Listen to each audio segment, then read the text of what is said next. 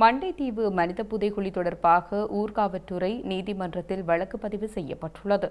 1991ஆம் ஆண்டு இடம்பெற்ற ராணுவ நடவடிக்கைகளின் போது மண்டைதீவு பகுதியில் பொதுமக்கள் கொலை செய்யப்பட்டு அவர்களின் சடலங்கள் அங்குள்ள தேவாலய காணியின் கிணறு உட்பட 3 கிணறுகளில் போட்டு மூடப்பட்டன என்று கூறப்படுவது தொடர்பில் விசாரித்து அந்த கிணறுகளை சட்ட ரீதியாக அகழ்வதற்கு நடவடிக்கை எடுக்குமாறு கோரி வழக்கு தாக்கல் செய்யப்பட்டுள்ளது.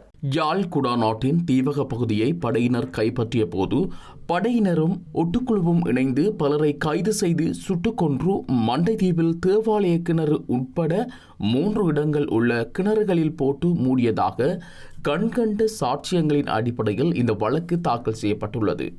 இதனால் அடையாளம் காணப்பட்ட கிணறுகளை அகல உத்தரவிடக் கோரி வழக்கு தாக்கல் செய்யப்பட்டுள்ளது. இந்த வழக்கு நேற்று ஊர்காவல்துறை நீதிமன்றத்தில் எடுத்துக் கொள்ளப்பட்டது.